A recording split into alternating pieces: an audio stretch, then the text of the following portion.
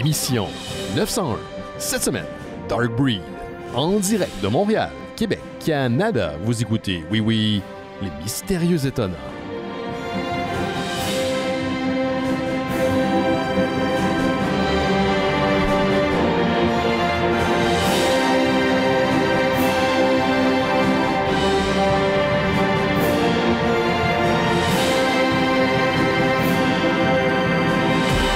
Bonjour à toutes et à tous, vous écoutez Les Mystérieux Étonnants, une émission en balado-diffusion consacrée au BD et à l'ensemble de la culture populaire. L'ensemble? Eh bien, merci au micro, et cette semaine, je suis entouré d'une équipe dont les membres ne se sont pas possédés par des identités extraterrestres.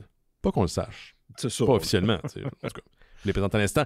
Il est au film douteux ce qu'est un sommelier au vin. Simon Chénier est avec nous. Salut, Simon.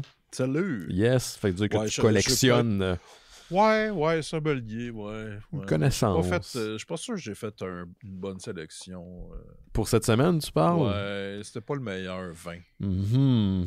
Ouais. Mais il y avait un petit arrière-goût, le fun. Ouais, ça avait une jupe intéressante. On va en parler en fin d'émission. On parle d'un film douteux, Dark Breed, de 1996, je pense. 96. Fait très, très 90s. Ça fait longtemps qu'on a parlé d'un film douteux. Puis peut-être que la prochaine fois, on va trouver mieux. On verra. Ouais, il y a des affaires intéressantes à dire là-dessus. On essaye des affaires. Yes, exactement. C'est ça qu'on fait au Mystérieux Étonnant. On ne va pas juste parler de BD, c'est l'ensemble de la culture populaire. On ne dit pas ça pour rien. On va être rejoint par notre ami Laurent Boutin qui termine son quart de travail d'un comic shop, un magasin de bande dessinée quelconque à Montréal. J'ai-tu débarré à la porte, moi? Ouais, je pense que j'ai laissé la porte débarrée. En tout cas, anyway, on va bien voir. S'il cogne, c'est parce que j'ai oublié. Comment ça va, Simon? Ça va bien. Ça va bien. Ouais. Lundi occupé. Dealer un peu avec le transport en commun et la job et tout. Je pense que j'ai besoin de vacances. Ça s'en vient. Ça s'en vient. OK. Ouais. Écoute, en fait, pour les gens qui ne le savent pas, à Montréal, c'est un peu la folie parce que c'est la grève des transports pour les 3 prochains jours. Puis il va y avoir une répétition la semaine prochaine. Mais donc, les heures d'ouverture des métros et aussi les offres de services pour les autobus sont réduites et à des heures restreintes. Donc, c'est un petit peu le bordel. Je pense que la dernière fois que c'est arrivé, c'est il y a peut-être une dizaine d'années. Je me souviens qu'il y a une dizaine d'années, en tout cas, la dernière fois que ça s'est passé, c'était assez bordélique. Donc, ils m'ont fait peur ce matin. Je suis parti en vélo. Et dans la ville, les gens, c'est ça. Après le travail, on retourne à la maison. Puis, ça va être un petit peu comme ça pour les prochaines semaines, en espérant que tout puisse se régler. Parce que oui, les gens se sentent un peu pris en otage, mais en même temps, les gens qui sont de l'entretien ont le droit de faire la grève. Donc, on est là, ça va passer. Je ne chiale pas contre la grève. Mais non, moi non plus. Il faut apprendre à dealer avec ça. Exactement, il y a pire d'envie. Fait que c'est ça qui se passe à Montréal. Mais si c'est pas à Montréal, il y a eu un gros événement en fin de semaine, Simon, et je parle pas de ma fête de 44 ans samedi dernier. Je parle bien de le retour de Hard Truth à la WWE. Oui, Ron Killings. Yes, c'est son nouveau... c'est son nom, c'est son vrai nom qu'il utilise maintenant. Exact. Ouais. Donc, à l'événement pay-per-view, c'était Money in the Banks. Grosse surprise parce qu'il avait été relâché de son contrat au début de l'année, de la semaine. Yes. La semaine passée, en fait. Puis, ça avait fait bien réagir les gens. Ouais. Puis là, finalement, ils l'ont réengagé ou en tout cas, tu sais. Qu'est-ce qui est vrai, qu'est-ce qui est pas vrai, ça fait partie de la lutte. C'est ça, exactement. Moi, je me pose pas trop de questions. Je suis comme I enjoy the ride. Fait que tant mieux s'il revient. Puis c'est sûr que je pense que je commençais à me poser des questions. Est-ce que je veux vraiment encourager cette compagnie, tu sais, en plus qu'ils s'en viennent de plus en plus. Disons, il y a des annonces un peu trop partout, là. Ouais. Mais en même temps, j'ai du fun pareil. Ouais. Mais j'étais bien content de le voir. Moi, j'ai vu juste les 2 derniers matchs, puis je t'avouerais que le dernier... le départ était un peu lent. Ça a pris un moment avant que ça retrouve son rythme. Mais quand je l'ai vu apparaître R-Truth sur je me demandais si c'était lui. Là. Il était arrivé cagoulé, puis... J'ai eu un petit frisson. C'est pas un de mes lutteurs favoris, dans le sens que je trippe pas sur lui, mais avoir la réaction puis le love que le public lui a donné dans la dernière semaine et le love aussi de ses coéquipiers, des gens du locker room. Tu voyais que c'était quelqu'un qui était très, très, très apprécié de la part de ses camarades. Donc, de le revoir arriver, donc possiblement qu'il y a eu pression de la part du public sur la compagnie pour le réengager. c'est une petite victoire, puis il faut en prendre où est-ce qu'il y en a. Fait que j'étais bien content de l'avoir popé, là. J'étais chez nous, là, puis... tu sais, jusqu'à temps qu'il enlève sa cagoule, j'avais aucune idée c'était qui. Ah ouais? C'est qui, ça?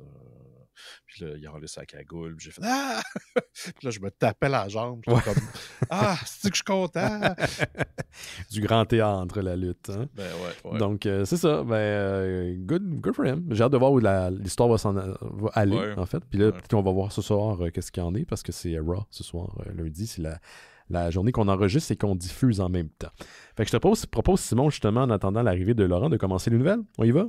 Go for it.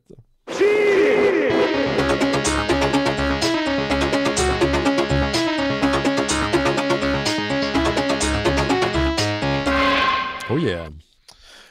Tu sais, dans les X-Men, il y a Cyclops qui, son costume est majoritairement bleu. Oui. Et il utilise le rayon de son viseur.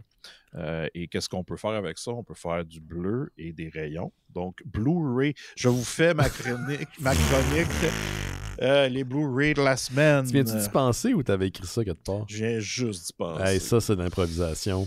Des années de podcast à la cravate vous amènent là, messieurs, dames. Ouais. Un jour, ça pourrait être votre cas. Ouais, non. Non. Je peux pas croire que je vais te dire. Donc, hey, Benoît, il y a le film The Wiz est finalement en 4K. Oui. Oui. Ouais, The Wiz, c'est une version une sorte de pipi. de Wizard of Oz. Ah, OK. Qui est sorti en 78 par le réalisateur Sidney Lumet et adapté de l'histoire originale par Joel Schumacher. Et ça met en vedette Diana Ross. Non, c'est quoi cette histoire-là? Michael Jackson, What? Nipsey Russell et Richard Pryor. Richard Pryor? Et oui, c'est un genre de ce que je comprends, c'est que oui, il y a le livre de Wizard of Oz, ou The Wonderful Wizard of Oz. Ouais. Il y a une adaptation en Broadway. Okay. Et là, ce film-là est l'adaptation au cinéma du show de Broadway. OK, je comprends, oui. Donc, c'est pas un remake du film original. C'est plus, c'est ça. Fait que c'est un musical fait dans l'ère disco. Mais ça m'intrigue. C'est tout ce que je sais. Je sais que je pense... il me semble qu'il est souvent dans les listes de mauvais films, mais en même temps, tu sais, je suis curieux. Ça sort sur Criterion.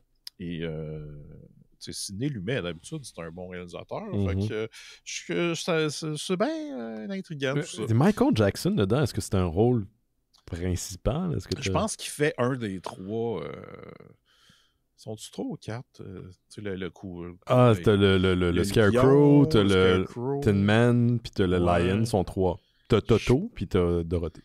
Ouais, je pense qu'il fait le Scarecrow, mais je suis pas sûr. C'est donc, comme j'ai l'impression de venir de pénétrer dans une réalité parallèle, parce que j'ai jamais entendu parler de ce film-là. Moi, j'ai juste vu des images, mais j'ai jamais regardé. Donc, peut-être un jour, je vais en parler. Ouais.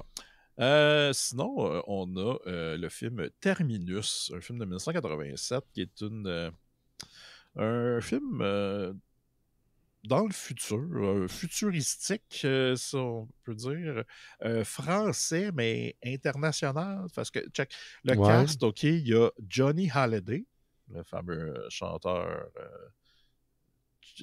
la version Elvis français, je ne sais pas trop. Il y a Karen Allen, il y a Jürgen Prochnow. Hey, mon bref. Mon boy. Ouais, c'était le méchant dans Beverly Hills 2. Ah, c'est celui qui fait... Beverly Hills 2. Ah, OK. Puis c'était un film de Pierre William Glenn et j'ai un Google Translate, même si c'est un film français, j'ai pogné le truc en anglais et je l'ai traduit. T'es wild, même. Dans une sorte d'aventure futuriste à la Mad Max, un sport international a été établi où le conducteur d'un camion informatisé doit traverser le pays jusqu'à un terminus établi et ne pas être arrêté par d'autres véhicules. Le camion de tête, appelé Monster, a été créé par un garçon génie et doit être conduit par une femme tout au long du parcours. Le seul problème est que le système de guidage informatique tombe en panne et qu'elle se retrouve en territoire inconnu. Là, elle rencontre des cagoules recouvertes de cuir. Quoi? Quoi? J'aurais aimé ça voir la phrase originale. Je pense que c'était genre Ironclad... non, Leather... Oh, honnêtement, Ouais, je pense que je comprends ce que ça veut dire. Donc, elle rencontre des cagoules recouvertes de cuir qui la torturent et finissent par la tuer. Avant de mourir, elle part du camion à un autre prisonnier et il l'utilise pour s'échapper. Et là, la majeure partie du reste du film est sa relation avec l'ordinateur du camion et son évitement des attaques de véhicules. Pendant ce temps, de retour au terminus, le jeune génie est dirigé par un mystérieux médecin qui pourrait avoir un autre plan en tête. Hey, tabarnouche, OK. Mais tu sais, le synopsis va loin. Là. C'est ça qui est c'est ça, c'est beaucoup Il en révèle beaucoup. Là. Ouais, ça sort sur MVD Rewind Collection qui s'amuse à faire des pochettes qui ressemblent un peu à des VHS. Et on a 2 versions du film, la version US et la version Extended en français. Donc, voilà pour Terminus. L'as-tu vu, ça? Je l'ai jamais vu. C'est intriguant. On dirait que ça m'attirait un peu parce que le côté post-apo, mais... je pense que c'est le côté français qui me faisait comme un post-apo français, je sais pas. C'est un post-apo français avec des éléments de Knight Rider, si je comprends bien. Ouais, mais là c'est mon opinion de gars il y a comme 15-16 ans. Ouais. Maintenant, je serais comme, ah ouais, ça me tente. Je veux voir ce que ça a l'air. Okay. Donc, c'est ça. Sinon, il y a le film Alien Terror, qui est aussi connu sous le nom de Alien 2 on Earth. C'est un film italien sorti en 1980 qui met en vedette Belinda Main qui jouait la sœur du héros dans Whitefire. Ah oui, celle-là, elle a eu une carrière à part Whitefire. Elle a fait quelques autres films. Okay. Ouais. Elle est là-dedans. Et j'aurais cru que Whitefire aurait détruit sa carrière.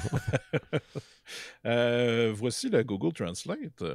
Un vaisseau spatial atterrit sur Terre après l'échec d'une mission, mais les astronautes ont été remplacés par des créatures hideuses qui peuvent pénétrer dans le corps des gens et les faire exploser. C'est comme presque le film dont on va parler tantôt. Presque. Un groupe d'explorateurs de grottes est attaqué par les monstres à l'intérieur d'une grotte souterraine, mais les survivants sont surpris lorsqu'ils parviennent enfin à échapper au piège. Ouais. Fait que ça, je l'ai déjà vu. C'était correct, là. C'est sûr que c'est tu y vas pour les explosions cheap de gore. Puis pour comment dire, l'italiennesse de la chose. Mais c'est rien de particulier. En fait, tu sais, moi, je l'ai acheté. Puis ça, je trouve drôle parce que j'ai acheté ça en Blu-ray il y a vraiment longtemps. Mais l'édition... en tout cas, la compagnie n'existe plus. Fait que là, c'est le Raro Vidéo qui sort ça, qui sortent souvent des films italiens, mais souvent, majoritairement des films policiers qui sortent. Et là, on a ce film-là, qui est un peu un film d'horreur. Et c'est ça, je l'avais acheté parce que Alien 2, je veux voir la version italienne ils ont vu le film Alien, fait qu'ils font une suite. Puis ça n'a aucun rapport, là, puis tout se passe dans une grotte. Est-ce que ça essaie de délimiter au moins un peu le style du premier Alien? Non, pas en tout. Même pas. Non, aucun extraterrestre qui ressemble. Ça comme... On prend juste avantage. Parasite parce qu'il rentre, mais les gens explosent, mais il n'y a pas de lien. Okay. Sinon, il y a Full Moon Picture qui sort 2 films en Blu-ray. On a le film Crash and Burn, de 1990, qui est une pseudo-suite au film RoboJocks. Ben oui, parce que dans Crash and Burn, c'est la phrase qui revient... Dans RoboJocks, c'est la phrase qu'ils disent constamment. Exact. Et là, c'est réalisé par Charles Band, qui est le gars à qui appartient Full Moon. Et à la place de vous lire un Google Translate, j'ai décidé de sortir la VHS de ma collection. Et là, je vais vous lire en avant, c'est marqué en l'an 2030. C'est bientôt, ça. Oui. Robots et êtres synthétiques jouent le destin des humains. Et en français, ça s'appelle le réveil des robots. Et voici ce qu'on dit en arrière. En l'an 2030, les armes sont des êtres vivants et ont pour mission de détruire... Voyons. Simon enlève ses lunettes là, pour bien voir. C'est tellement comme mal écrit. Ah, my God, je le vois à la caméra. C'est... Ouais. OK. Je recommence. En l'an 2030, les armes sont des êtres vivants et ont pour mission de détruire toute résistance au gouvernement en place. Incapable de mettre un terme à la cruauté de ces êtres synthétiques, un groupe de résistants se tourne vers leurs derniers espoirs, un robot de 80 pieds. Donc, Voilà. Est-ce que c'est dans le même univers que RoboJock? Ben, de ce que je me souviens, c'est vaguement... C'est pas nécessairement une suite, puis c'est pas clair. C'est comme dans le fond, je pense qu'ils ont juste utilisé comme de l'animation qu'ils n'avaient pas utilisé pour l'autre film. Il y a des chances, ouais. Des restants de décors pour faire ce film-là. Mm. Et l'autre film qui sort en Blu-ray, c'est le film Bad Channel de 92. Et ça aussi, j'ai la VHS. En français, ça s'appelle Fréquence extraterrestre. Et là, ça dit en avant une station de radio prise en charge par un extraterrestre, une fréquence à ne pas syntoniser. Merci du conseil. Puis là, c'est quoi? C'est full de joke poche. Ouais, c'est ça. Puis là, en arrière, c'est un nouvel animateur particulièrement farfelu, Dan O'Dare, est engagé sur les ondes de KDUL, la Superstation 66. Il s'évertue à changer l'image de la station radiophonique qui devient plus rock'n'roll. Mais ce nouveau son attire un extraterrestre qui se fait appeler Cosmos et qui apprécie grandement la musique rock et les jolies jeunes femmes. Ah ben oui. Cosmos a d'ailleurs trouvé le moyen, via les ondes radio, de téléporter des personnes et les miniaturiser afin de les ramener sur sa planète. Dan O'Dare, qui a toujours été à la blague, tente de prévenir les auditeurs de cet étrange et inquiétant phénomène. Mais personne ne le croit, c'est ça. C'est ça. C'est comme peut-il être pris au sérieux? Ben, comme le petit garçon qui criait au loup tout le temps. Ouais, c'est un peu ça. Ouais, c'est qu'il y a un émetteur radio. Moi, ce film-là, je l'aime particulièrement parce que le concept, c'est que à chaque personne en fait, l'extraterrestre prend vraiment le boot de DJ en otage et fait passer des chansons. Et là, on a tout le temps une fille qui écoute la musique dans ses écouteurs, qui s'imagine dans un clip dépendamment du genre qui est joué. Puis là, une fois que le clip est fini, elle se fait miniaturiser puis se mettre dans une espèce de fiole. Fait que là, le premier, on a un band, c'est du air metal au début, après c'est du genre de grunge, puis après c'est du... une espèce de musique à la Mr. Bungle, là, vraiment bizarre, mais puis c'est comme des vrais bands, mais... pas toutes, en tout cas. Fait que c'est ça. Faut quand même aimer le côté j'ai le goût d'écouter de la musique un peu cheap, faite pour des films de série B. Il y a comme un mood. Mais ça passe vite. En plus, ça dure même pas 1h30. Fait que, voilà, ça sort en Blu-ray. Je sais pas si je vais le pogner. D'habitude, Full Moon, c'est pas trop cher au moins. Là, ouais. Blu-ray. Puis ils ont des films assez... tu sais, je veux dire, on s'entend que c'est pas de la haute qualité, mais c'est souvent divertissant. Ouais, c'est ça. Excellent. Moi, j'ai des petites nouvelles de comic book. Puis comme il y a eu la 900e la semaine passée, on n'a pas passé à travers cette nouvelle-là. Puis je voulais revenir là-dessus parce qu'on avait eu quelques balbutiements récemment concernant la grosse annonce qu'il y a eu concernant un crossover, un vrai de vrai crossover en bonne et due forme entre DC et Marvel Comics, chose qui n'était pas faite depuis au moins 20 ans. Dans les comics crossover entre les deux, ça date du début des années 2000. Et là, ça va... il y avait eu comme des... Grant Morrison disait qu'il travaillait sur un projet, mais il ne pouvait pas trop en parler. Ouais. Puis en février dernier, il y a eu un congrès qui s'appelle le Comics Pro. C'est des gens de l'industrie du comic book qui se rencontrent. Et il y a des annonces, il y a des tables rondes. Et des représentants de DC et Marvel avaient dit ils sont en train de travailler sur un projet sans révéler davantage. Et là, on a appris finalement que ce projet sera une série de numéros de rencontres entre Deadpool et Batman. Ouais, deux personnages iconiques des deux éditeurs de comic book. Je sais pas si tu avais vu ça passer, Simon, mais quand même, c'est assez intéressant. La première série, donc, qui sera Deadpool slash, ou comment tu dis, ça, en tout cas, Deadpool Batman, va être publié en premier par Marvel Comics. Ça va être écrit par Zeb Wells, qui est un scénariste qu'on apprécie pas mal à l'émission. On a souvent parlé de ses œuvres. Et le dessinateur Greg Capullo, qui est un grand dessinateur qui a entre autres travaillé sur Spawn et longtemps sur Batman du côté de DC Comics. Ce qui me surprend d'ailleurs qu'il n'ait pas travaillé pour eux de ce côté-là. Mais il travaille pour Marvel. Donc ça va être disponible en septembre, le 17 septembre, et ça va être suivi de ce qu'on appelle des one-shots, donc des numéros qui sont juste un single issue avec une histoire qui va contenir des rencontres entre d'autres personnages de l'univers de Marvel et DC. Mais on n'a pas de détails à savoir qui et pourquoi ils se rencontrent. D'ailleurs, pourquoi est-ce que Deadpool et Batman se rencontrent? Deadpool est engagé parce que c'est un mercenaire à la Gotham City pour assassiner une de ses cibles. Et sur place, il fait la rencontre de Batman. Donc, c'est aussi simple que ça. Donc, ça va être suivi en novembre d'un crossover Batman-Deadpool, cette fois-ci édité par DC Comics. Le scénario, c'est de Grant Morrison, qui revient à DC après un certain temps. Je suis bien intrigué de voir si ça va être comprenable. Grant Morrison approche très, très... disons, comment je peux dire ça? Non conventionnel. Ouais. Deadpool par Grant Morrison... Ça arrête d'être cool. C'est... Ouais. Il peut aller dans le méta, là, un peu à la Animal Man, sa série. Exactement. Fait qu'on va peut-être avoir du gros... ça fait plus de sens que je pense. Donc, et l'artiste qui sera jumelé avec Grant Morrison, c'est un certain Dan Mora, que je suis sur Instagram. C'est un excellent dessinateur. Il a dessiné beaucoup de Batman et de Superman. Il a vraiment un coup de crayon incroyable. Il a fait Klaus avec Grant Morrison. Oui, exactement, c'est vrai. C'est peut-être pour ça. C'est pour ça qu'ils sont jumelés ensemble. Donc, il va faire le crossover et ça aussi sera suivi d'une série de one-shot. On n'a pas encore les détails de personnages de Marvel et DC.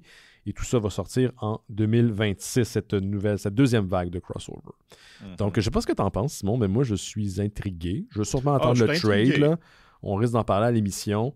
Comme n'importe quoi, là, je veux dire, le crossover, c'est jamais à 50%. C'est soit c'est de la Christine marde, ou soit c'est génial. Mais c'est rarement au milieu qu'on se retrouve. Mais on met quand même des gros créateurs. Puis comme ça fait longtemps que ces deux entités-là se sont croisées, je parle de les entités, les deux maisons d'édition, on semble voir y mettre le paquet. Tu sais, c'est drôle parce que il y a quelques mois de ça, je vous parlais des rééditions, des rencontres de personnages de Amalgam Universe, c'est un crossover des années 90 qui avait été réédité, d'autres séries aussi de crossover de DC puis Marvel qui avaient été rééditées, et c'est des vieilles collaborations des années 90, puis je vous disais, c'est surprenant s'il va en avoir d'autres dans le futur, parce que c'est rendu que les maisons mères de Marvel et DC, c'est quand même Disney et Warner Brothers, des gros compétiteurs. C'est une époque, c'était facile de faire, entre guillemets, des crossovers, là c'est plus compliqué, puis là, finalement, tu vois, j'ai pas rapport, parce qu'il va avoir des crossovers, malgré le fait que leur papa et leur maman sont des grosses corporations. Fait que je suis bien intrigué, j'ai hâte de voir ça. Moi, je suis curieux de voir c'est quoi les autres personnages. Moi aussi. Je trouve ça plate qu'on n'a pas encore eu de détails. J'imagine qu'on va en apprendre d'ici la sortie des numéros, puis c'est en septembre le premier, donc on a le temps d'avoir des annonces. On va sûrement vous en parler au fur et à mesure que tout ça est annoncé. On va continuer avec toi, Simon. Je vais vous parler de quelques films que j'ai regardés et je commence avec un excellent film. Au premier niveau, pas ton niveau. Mais en fait, c'est plus un documentaire. J'ai écouté le film Mogwai, If the Stars Had a Sound. Et là, on parle pas des Gremlins. On parle du band. Du band Mogwai. Okay. C'est un documentaire un peu différent de ce qui se fait comme documentaire pour les bands. D'habitude, c'est du monde qui parle, puis t'as des extraits, puis ils racontent toute l'histoire du band. Et là, il y a ça, mais c'est monté d'une façon évidemment plus épique et plus imagée parce que le band Mogwai, c'est de la musique majoritairement instrumentale, c'est des gros élans épiques, ou des fois ça peut être bien doux, là, mais je veux dire, c'est beaucoup de la musique qui te laisse, toi, te dire c'est quoi l'émotion que je ressens quand j'en écoute. Puis moi, c'est un de mes bands préférés aussi. Fait que c'est sûr que le documentaire m'a parlé, mais c'était intéressant. C'était pas... Il y a quelques trucs un peu étranges que je me disais, c'est une drôle de façon de finir parce que ça raconte un peu le making-of d'un album qui a été fait pendant la pandémie.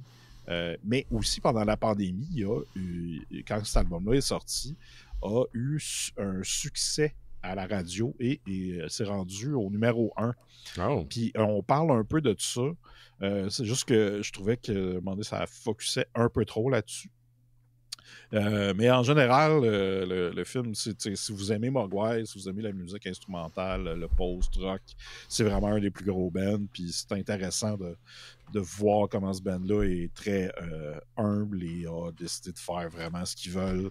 La musique qu'ils veulent faire. Puis c'est avec ça qu'ils ont réussi à avoir un succès puis à gagner leur vie. Puis c'est un band de Glasgow en Écosse. Puis je regardais des images, puis là, j'étais comme moi, c'est le genre de place que j'irais visiter. Tu sais, gris, il pleut tout le temps. Ça, c'est ma température favorite. Ouais, ça va l'air. Simon, juste en parlant de Mogwai, si on parle de... C'est un band, mais c'est aussi des petites bébites poilues. On a justement notre ami Laurent Boutin qui est là. Je pense que Laurent aime les deux. Ouais, Laurent est une petite bébite poilue. Ouais, mais faut pas me tremper dans l'eau. Non, on a vu une fois ce qui est arrivé, puis on t'a pogné avec des Laurent toute la soirée après. Imagine. Oh mon Dieu. Ouais. Ça m'épuise. Juste plein de petits Laurent qui font des siestes. Ah oui, imagine s'ils commencent tous à éternuer en série, une après l'autre. Ah ouais, ça n'en finit plus. C'est terrifiant. C'est terrifiant, n'est-ce pas? Hey, on va continuer avec toi, mon Laurent. Ben ouais. Je viens d'arriver. Ben oui. C'est comme ça que ça se passe, man. Ouais. Dans le feu de l'action.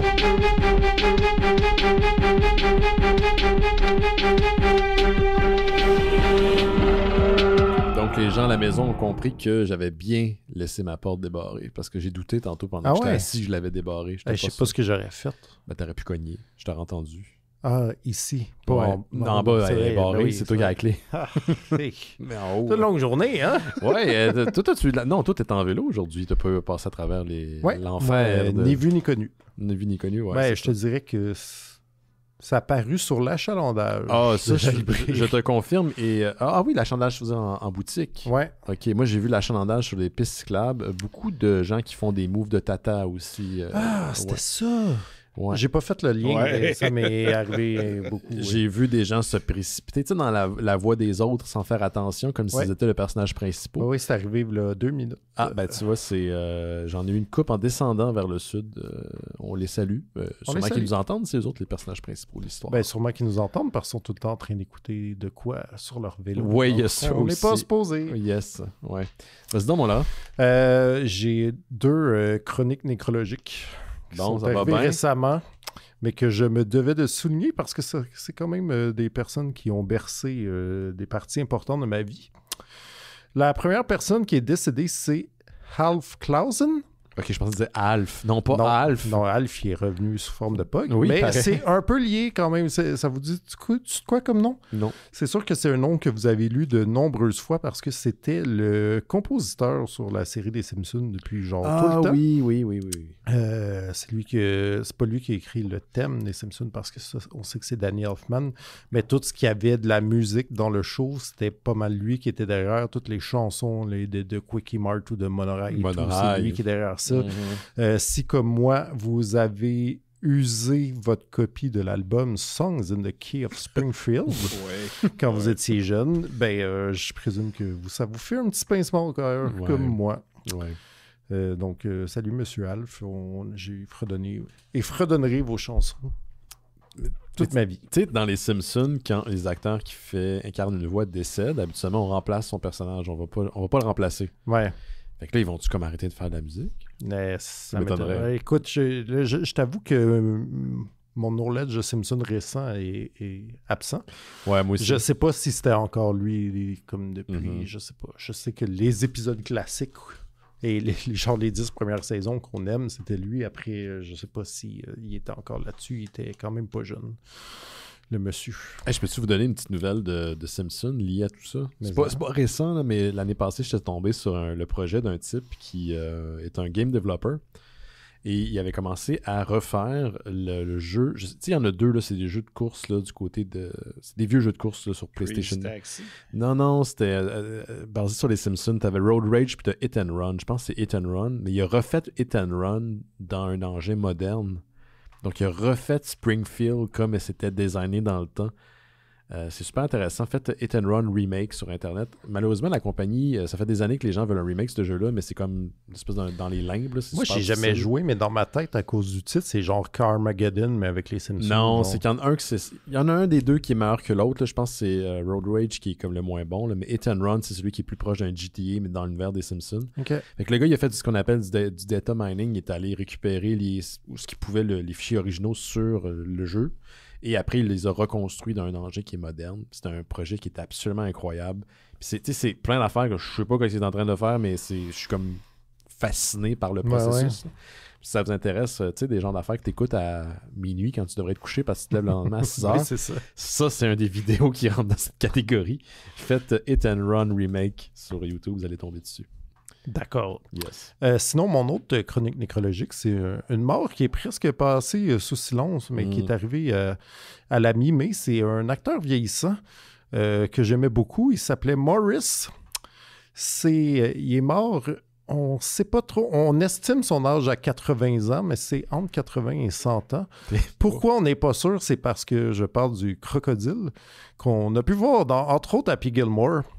Aussi dans Dr. Dolittle 2 et Interview with the Vampire, donc un crocodile hollywoodien. Ce gars-là, il a fréquenté des stars. Il a fréquenté des stars. Écoute, il avait au moins 80 ans. Il a fait une carrière à Hollywood de 1976 à 2006. Puis là, il vivait paisiblement sa retraite dans une ferme d'alligators. Il semblerait par contre Colorado. Ces dernières années ont été difficiles quand il s'est fait recruter dans la scientologie par Tom Cruise. Ah, motadine. Pas lui. Ils ont eu Morris aussi. Ouais, mais en même temps, si tu avais quelqu'un qui pouvait croire à une race reptilienne qui incarne les êtres humains, c'est bien un alligator.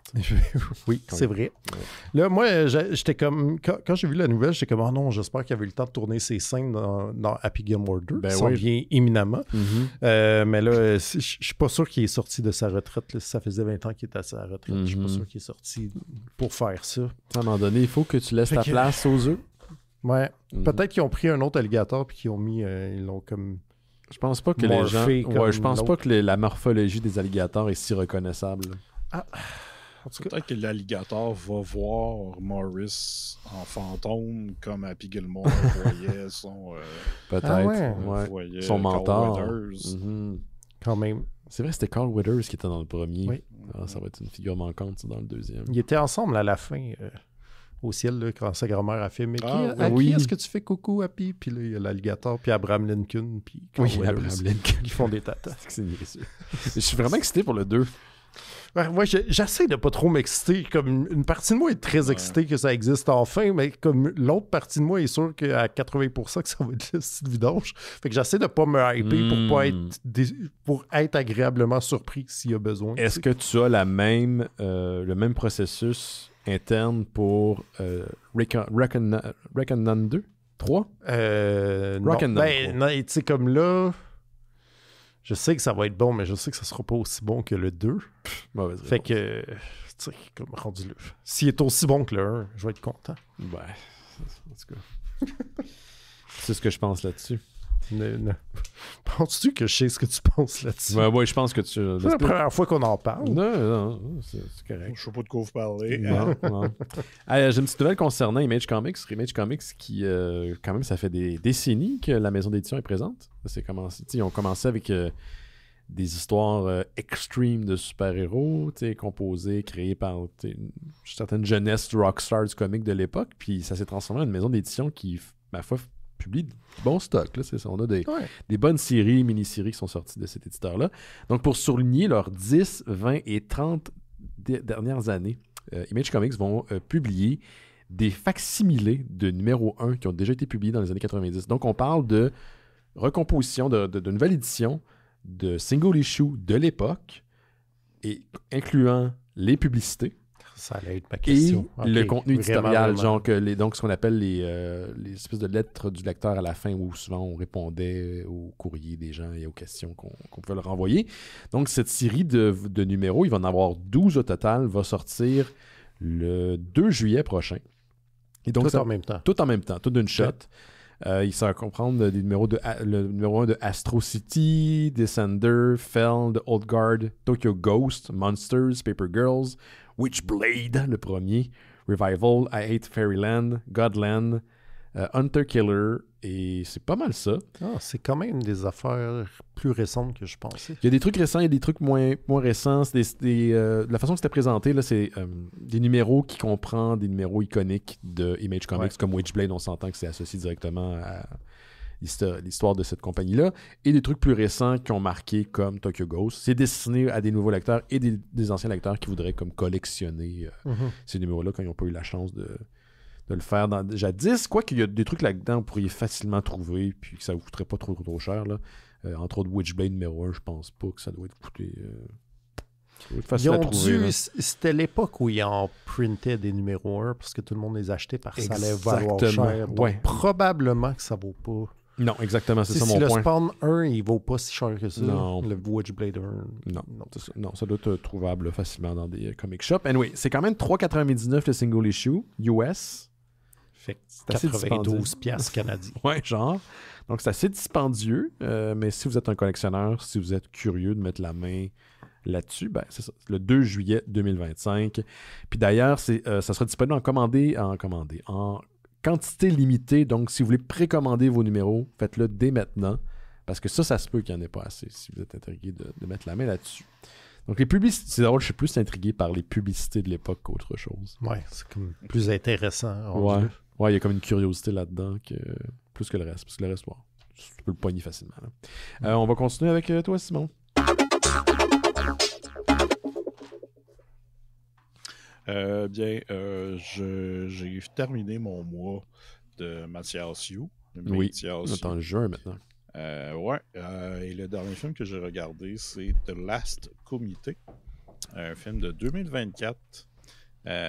Et ça met en vedette des gros noms comme Billy Blanks, Cynthia Rothrock, Michael Kesey, qui était le méchant dans les Kickboxers, Kirk McKinney, qui était le héros dans No Retreat, No Surrender, et Mathias Yu, et la musique de Stan Bush, qui est le gars qui a fait...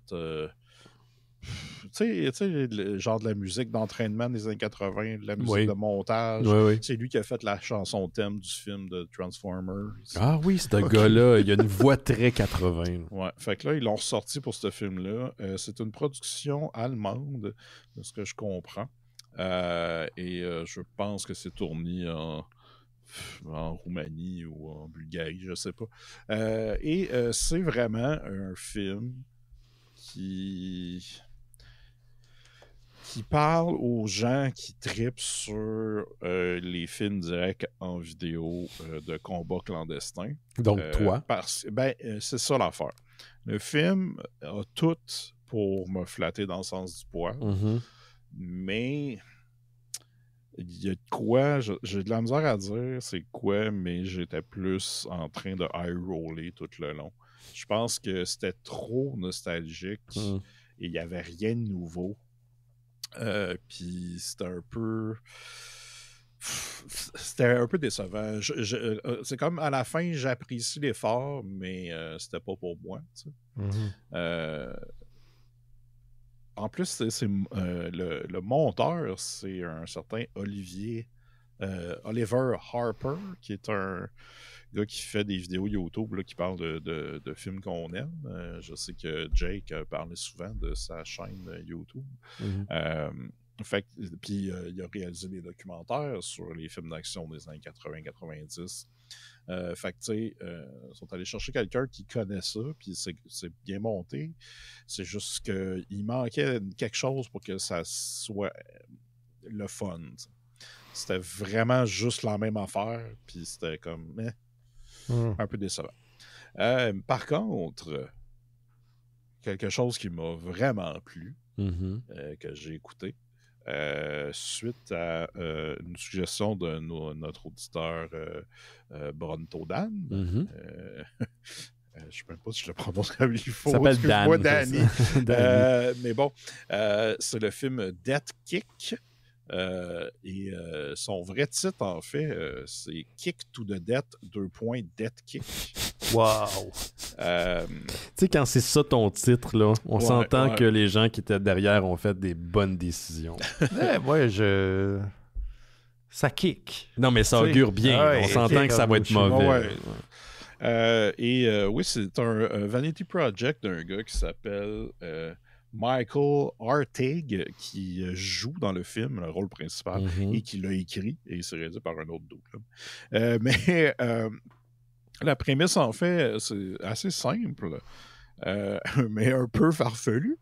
Il y a un groupe de gens qui se réunissent dans un entrepôt. Il y a 3 filles, 2 gars. Et ils veulent organiser un kidnapping, kidnapper un gars qui les a fait chier. Et ils veulent le battre à mort. Mais pas aussi simple que ça. Ils veulent que chaque personne amène un combattant qui va combattre le gars à mort. Et là, à chaque fois que... En fait, ils kidnappent le gars, ils l'amènent, puis là, ils l'attachent. Et, mettons, la première fille arrive, puis elle dit « Toi, tu m'as fait ça, puis ça, puis ça. Mais là, je vais te faire chier, puis là, je vais te battre. Mais avant, je vais te montrer mes boules, puis là, je vais te grinder un peu. Puis là, après, tu vas te battre contre un autre dude. » Puis là, il répète ça une couple de fois. Est-ce qu'il se fait montrer des boules à chaque fois? Ben, au moins par les 3 filles. Voyons donc. Me semble. Beaucoup de gestion là, pour une revanche. Mais aussi, à chaque fois, il est attaché différemment. Fait que c'est un peu de... Tu sais, t'as vraiment l'impression que t'es dans le kink d'un gars qui a le kink de se faire attacher, puis après de se faire puncher dans les bases par des méchants. Puis c'est un peu ça. Puis en même temps, le gars, ben, tu sais, le méchant, c'est un millionnaire. En fait, le gars qui se fait battre, c'est un millionnaire. Fait que tu dis, OK, il mérite un peu, mais finalement, le film te le montre comme un héros puis comme un gars qui est mal incompris. Fait que, et c'est évidemment joué par le gars qui l'a écrit. Fait que c'est toute une expérience parce que t'es pogné pendant 1h30 dans cet entrepôt-là et tu vis ça. Mais c'est grand, c'est énormément. Comment je pourrais dire ça? Heureux? C'est quasiment le fun. C'est ça qu'on aurait dû écouter comme film, je pense. Je sais, puis je voulais pas poser, mais oui, peut-être que je l'ai pas assez vendu. Ou plutôt le trailer de l'autre film. Ouais, le trailer, il nous a eu. C'est le trailer qui nous a eu de Dark Breed. Mais Death Kick, Kick to the Death Kick, 10 sur 10, je recommande. Wow. C'est-tu disponible sur Tubi? C'est le genre de film qui est disponible sur YouTube ou sur Tubi. Ça va être au moins sur YouTube. Ouais. Sinon, je me suis lancé dans la duologie Little Bigfoot. Quoi? Oui, j'ai écouté le film Little Bigfoot de 1997, un film sur un petit Bigfoot. Un petit Bigfoot avec une face vraiment laite qui se retrouve pourchassé par des gens qui veulent détruire la forêt. Puis j'ai regardé le film puis je me suis dit je pense qu'il faut que j'en parle à ma psy parce que pourquoi j'ai décidé d'écouter ça, j'arrive pas à comprendre. Sa réaction, ça a été quoi? J'en ai pas parlé encore. Ah, ok. Tu reviendras là-dessus. Ouais. Mais tu sais, je me doute un peu que je l'ai écouté parce que le petit Bigfoot est vraiment laid. Puis je me suis dit, qu'est-ce qu'il y a alentour de ça? Puis c'était très... C'était comme tous les films avec des enfants et des animaux un peu étranges où ils se lient d'amitié, puis là, à un moment donné, ils disent non, faut que tu t'en ailles, ah non, faut que tu t'en ailles, puis là, et finalement, ils se retrouvent et. C'est-tu le 2 que vous avez écouté quand je suis parti l'autre fois? C'est on ça, a écouté Dark C'est Breed, ça, vous avez écouté le 2 quand je suis C'est parti. ça l'affaire. Quand t'es parti, Ouais. j'ai écouté le 2 avec Laurent. C'est allé tellement vite, Ben. Qu'est-ce que tu veux dire? Ben, il s'est passé genre, tu sais, t'as fermé la porte, puis là, j'étais comme, qu'est-ce qu'on fait, nous, on regarde-tu? Parce qu'on a tout le temps, moi puis Simon, on se dit tout le temps, on devrait regarder ça ensemble. Puis là, j'étais comme... Je sais pas, je pense que j'étais comme, ah oui, il y avait tel film. Puis là, Simon, il dit, oui, mais aussi le petit Bigfoot 2. Puis t'avais pas vu le 1? Non. Là, j'étais comme, justement, je vais-tu comprendre? Il a dit, je pense pas que ça dérange. Puis là, c'est parti. Ça a pris genre 4 secondes. T'étais plus là, on regardait le petit Bigfoot. Ah, mon Dieu. Ouais. Je me sentais un peu mal après. J'étais comme, Colin, il me semble, il y a tellement d'affaires qu'on devrait écouter ensemble. Puis là, on écoute ça. On a regardé ça. Ouais, on a écouté ça au complet. C'était un peu la même histoire que le premier, mais encore moins réussi. D'une famille qui s'en va dans la forêt puis qui trouve le petit Bigfoot. C'est-tu le même petit Bigfoot ou c'est un autre petit Bigfoot? Okay. Ouais. En tout cas, c'est pas mal la même face. Il ressemble à un Furby, pas de bec, mettons. Ouais, j'ai vu la pochette avant que je parte, puis c'est ça. Il y a des gros yeux globuleux. Là. Ouais. Mais ce qui est le plus drôle là-dedans, c'est que la personne qui l'a écrit, le film, c'est Richard Preston Jr., qui a écrit Dark Breed. Non. Non, pour vrai? Ouais. Oh, wow. Wow. Vous avez fait un double feature de ce gars-là cette soirée-là. Ben, ça avait rapport, finalement. Ça avait rapport. Les deux produits par Pépin Méry. PM Entertainment, on va en parler tantôt. Mais pour ça, j'étais comme, ben au moins. Tout est dans tout. Ouais. Fait que là, il n'y en a pas un troisième à ce que je sache. Fait qu'au moins, c'est réglé. Je l'ai fait. Vous n'avez pas besoin de le faire. Ça vaut pas la peine. Là, T'as-tu rentré ta critique Letterboxd? Celui-là, je me souviens. Je pense que le 2, j'ai rien écrit. Mais le premier, j'ai écrit qu'il faut que j'en parle à ma psy. OK. Ouais. Les gens à la maison, je sais pas s'ils réalisent c'est quoi regarder des films avec Simon, mais il y a un moment dans Le Petit Bigfoot 2 où il se tourne vers moi et il dit, ah oui, le gars qui vient de parler, là, c'est le réalisateur du film. Puis là, j'étais comme, pourquoi tu sais que c'est qui le réalisateur de Le Petit Bigfoot 2? Je sais qu'il était gros. Art Camacho. Oui, puis pourquoi tu sais de quoi il a l'air? I know my shit, man. Ouais, c'est ça, regarder un film avec ça. En même temps, quand on a regardé Dark Breed aussi, il y avait le dude, un des 3 principaux personnages. Je me dis, voyons, sa face me dit de quoi? Il me semble que j'ai des images de gros plans de sa face à grand écran. Et c'était un des dudes dans l'autobus dans Speed. Oui, c'est vrai. Ouais, c'est vrai. Son personnage ne s'en tire pas dans Dark Breed, mais dans Speed, il survit. Genre, il avait une face. Je l'ai vu où, ce gars-là? Il y avait aussi le gars qui fait un pouce à Robocop à la fin de Robocop. Oui, c'est vrai. Oui, c'est un des personnages principaux, un des méchants. C'est quand tu l'as dit, c'est toi qui l'as reconnu en plus. Ouais. Ça me gossait, là. J'étais comme, je l'ai déjà vu. Dans quoi je l'ai vu, là? Puis, c'est ça. Mais il était un peu plus maigre dans Dark Bleed. Fait que, il avait comme pas ses belles petites joues. Fait que j'avais la misère à le reconnaître. Bon, on en a des affaires dans notre tête, hein? Ouais. Sinon, juste rapidement aussi, j'ai écouté le film Hot Boys. Un film de 2000. Okay. Et c'est aussi un Pépin Méry. Et en plus, écoute, je regardais le cast. T'as Gary Busey et Snoop Dogg. Jeff Speakman et Master P. Et t'as Brett Hoff et Larissa McComas. Je peux pas dire que je sais c'est qui, mais... Et moi, tout ça a fait comme, il faut que je regarde ça. Et je le regarde, puis c'est tellement épais. Genre épais, là. L'histoire, en fait, là, c'est juste un genre de thug que sa blonde se fait tuer d'une façon vraiment niaiseuse dans le film. Fait que là, ça lui donne une raison d'aller faire piou-piou avec ses chums à la fin du film. Puis il y a Snoop Dogg dans le film. Il y a Snoop Dogg qui fait piou-piou, puis Master P qui est dedans, puis qui a réalisé. Puis qui a réalisé, ouais, c'est ce que j'en regarde. Puis Gary Busey. Gary Busey qui joue un policier ou un agent fédéral corrompu, évidemment. Jeff Speakman aussi, qui joue le sensei de notre personnage principal. Jeff Speakman qui était dans le... qui est un de ces dudes qui faisait des arts martiaux dans les films et qui était dans le film Side Roads ou Manipulation dont je vous ai parlé et qu'on a failli écouter aussi. Bon. Fait que voilà, tout est dans tout. Tout est dans tout. Voilà, c'était ma chronique. Les choses que j'ai écoutées. C'est bon, on va continuer avec Laurent.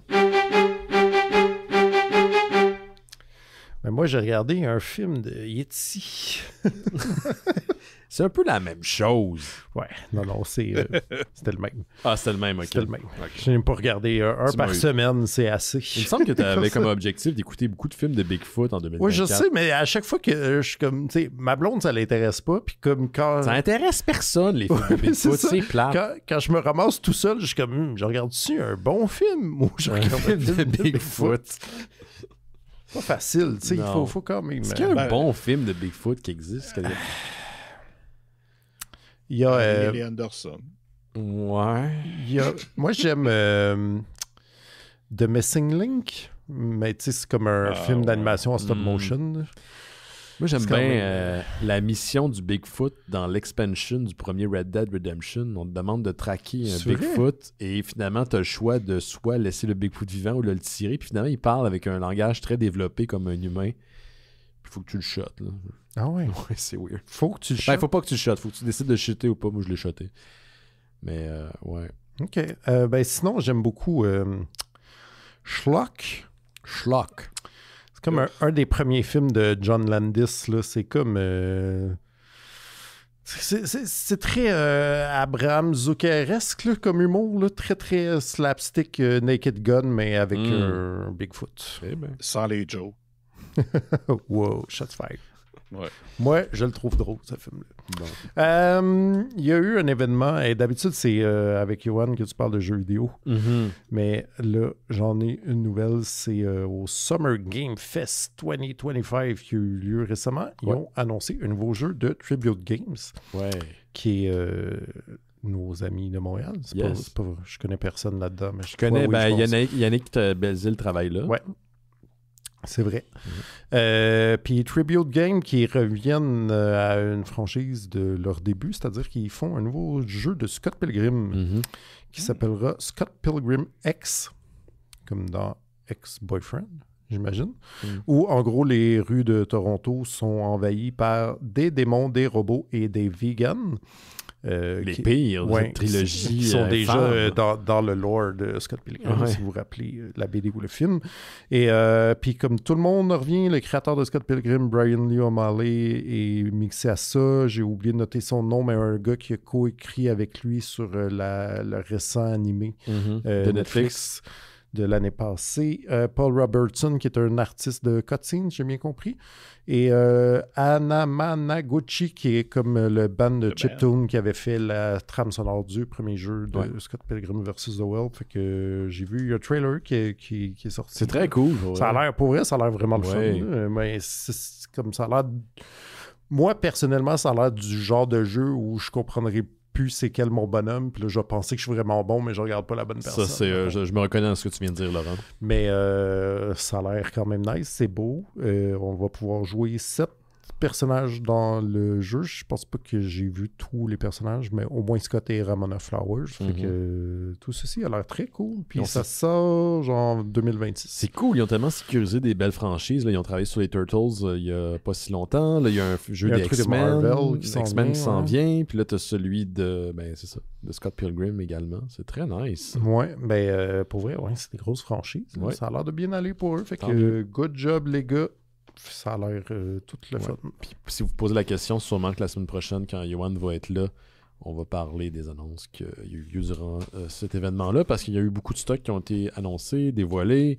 Puis, je le sais, Yoann, il est bon pour revenir là-dessus. D'ailleurs, il y a certaines des... il y a certaines des prédictions qu'il a faites au show qui se sont concrétisées durant l'événement. Donc, il va pouvoir en parler la semaine prochaine. D'ailleurs, la semaine prochaine, c'est rare que je peux vous dire de quoi on va parler, mais là, on va parler de Killer of Killers, le nouveau film d'animation qui est disponible sur Disney+, de Predator. Ah ouais, OK. Ouais. Fait qu'on s'est dit ça en fin de semaine quand on s'est croisés. En parlant de choses cosmiques, je sais pas, j'essaie de faire un lien. Je parle de True Detective, Simon, ta franchise favorite après l'univers de H.P. Lovecraft. Ouais. Je sais que tu n'as pas écouté encore la série, là. C'est lié. Tout est dans tout, on l'a vu. Sauf que Gary Busey n'est pas dans l'univers de True Detective. Pas encore. Mais True Detective, pour les gens qui ne le savent pas, c'est une série qui a été co-créée ou créée plutôt par Nick Pizzolatto, qui est aussi un auteur qui travaille maintenant à Hollywood. Il a écrit quelques romans et il a été de passage récemment à un podcast qui s'appelle Nothing Left Unsaid Podcast. Et il a déclaré qu'il y avait une idée, une histoire, un concept qui permettait de ramener les personnages de la série 1 de True Detective. On parle de Cole and Hart, les personnages qui étaient incarnés par Matthew McConaughey et Woody Harrelson. La première saison de True Detective, c'est encore considéré comme une des meilleures, quoi qu'il paraît que la dernière, Night Country, était très bonne. Elle mettait en vedette Jodie Foster. Il y a une 5e saison qui est aussi en développement. Donc, chacune des saisons de True Detective est sa propre histoire. Il y a peut-être certaines fois des petits indices, des petits easter eggs, mais c'est dans des univers qui sont séparés. Et là, Nick Pizzolatto, qui ne travaille plus avec HBO, a dit qu'il y avait une idée et qu'il pense que les deux acteurs, Woody Harrelson et Matthew McConaughey, seraient très intéressés de revenir au rôle, qui ont quand même marqué leur carrière. Tu sais, je pense que les deux ont vraiment trippé très ensemble. C'est des amis aussi dans la vie. Donc, pour l'instant, par contre, Nick Pizzolatto n'a aucun contact avec HBO. Et il a été très critique de Night Country. Donc, est-ce que ça pourrait le nuire à revenir à la franchise? Je sais pas. Tout ce que je sais, c'est que si les deux acteurs sont willing, si ils disent, une des conditions, c'est qu'on ramène Pizzolatto, qui est le créateur de la série, je pense qu'il y a bien des chances que ça se concrétise. On verra dans les prochaines années, mais je serais très, très, très curieux de revoir cette équipe-là réunie à nouveau pour le grand écran. Le petit écran, j'avais adoré la première saison de True Detective. Ouais, c'est vrai, c'était bon. Tu l'as pas vu. Tu te refuses de l'écouter. Hey, on m'a dit que c'était bon. Fait que tu le crois. c'est pas aussi bon que O ou Destiné, mais c'était bon. Non, ça c'est sûr. Est-ce qu'il te restait quelque chose, Simon? Juste mentionner que Marvel a dévoilé le bucket de popcorn pour Fantastic Four. Oui, j'ai vu. En forme de Quelle époque formidable. Galactus. Oui, une tête de Galactus. Ouais. Là, j'espère que ça va être en vente ici. Ben c'est ça, moi je vois jamais, je vois sur internet ces affaires-là, mais mettons le bucket de Dune, je n'ai jamais vu en vrai, j'ai jamais vu un Cinéplex qui avait ça, mais là je veux mon bucket.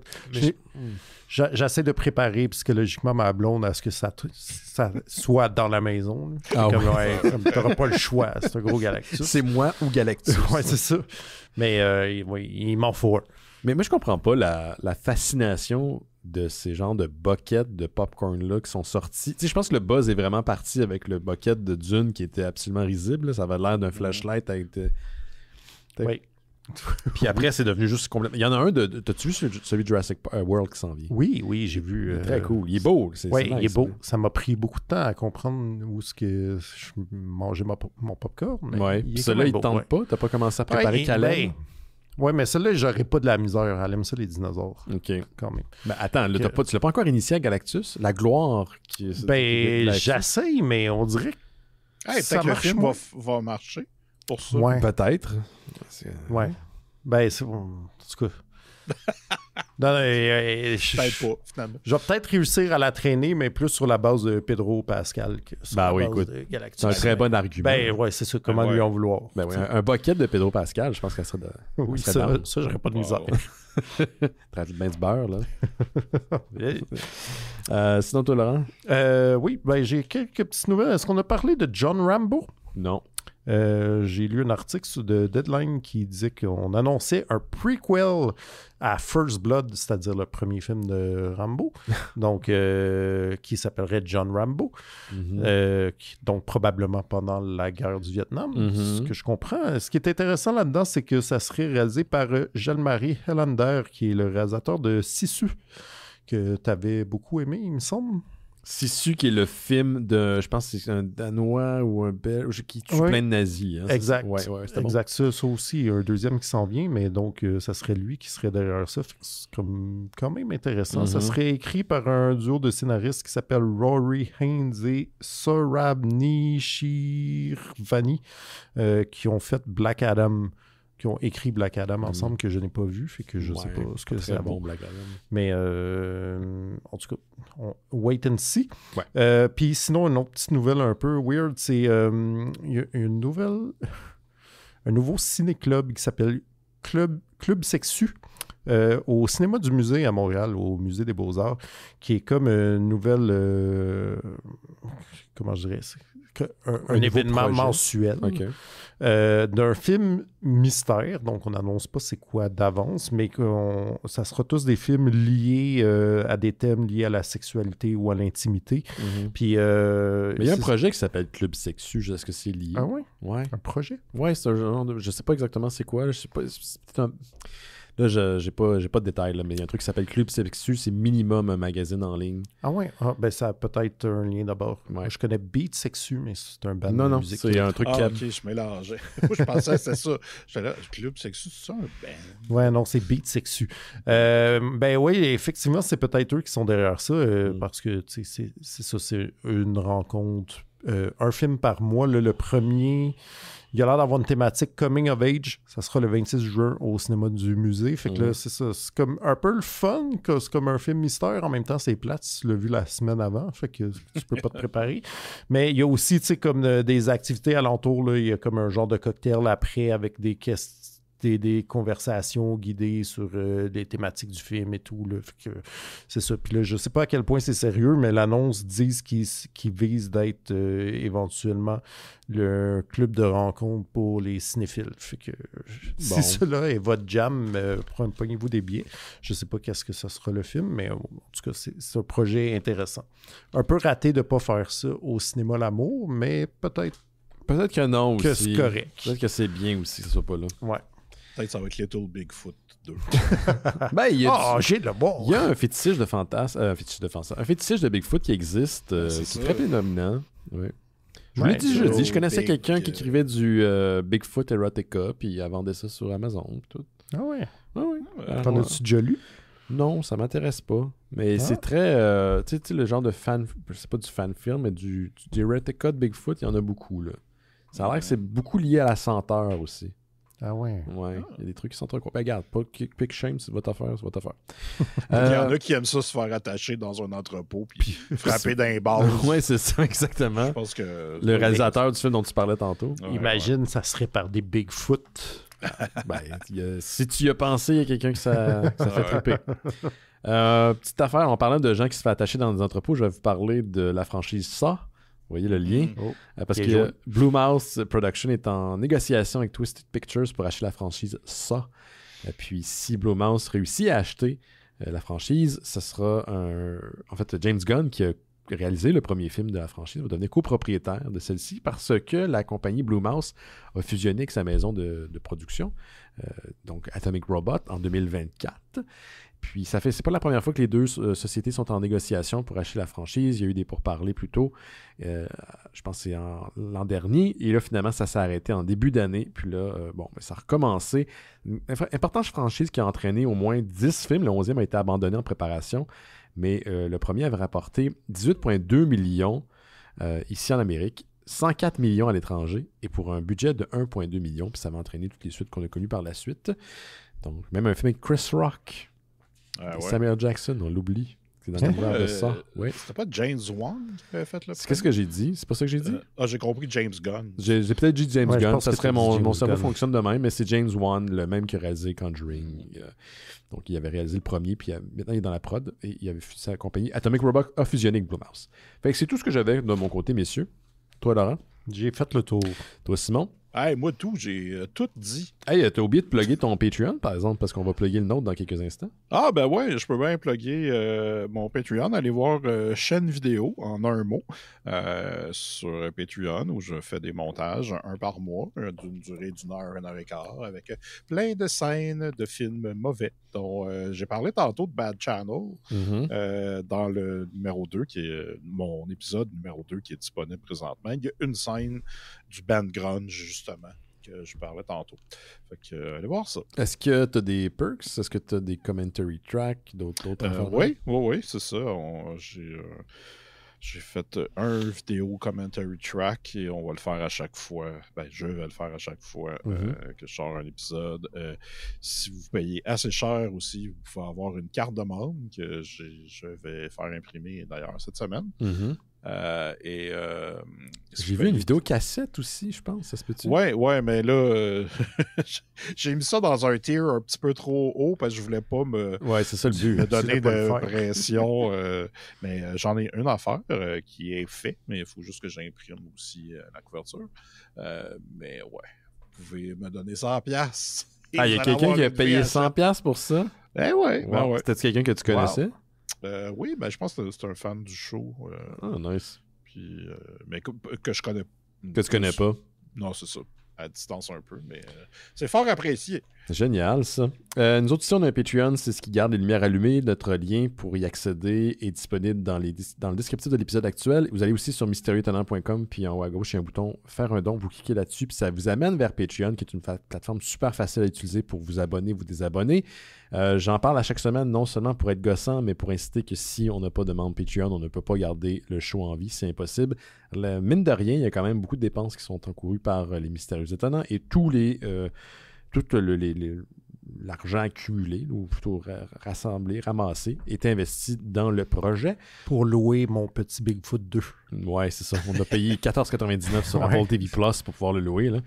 Mais non, donc c'est super apprécié si vous pouvez vous le permettre pour 1 mois ou 2 mois, qu'importe la durée que vous pouvez aller sur notre Patreon. En échange, vous avez accès à Bifurcation. C'est un podcast qui est donné exclusivement aux membres Patreon. Actuellement, on complète un cycle dédié à Paul Verhoeven avec Rémi Fréchette et Antoine qui s'est joint à nous pour ce cycle. Justement, hier, on enregistrait les 2 derniers ou les plus récents épisodes. Il en reste 2 autres dans le cycle Verhoeven, mais les 2 derniers, c'était Hollow Man de 2000. C'était très loin dans mes mémoires. Pas très bon, mais quand même, c'est surprenant.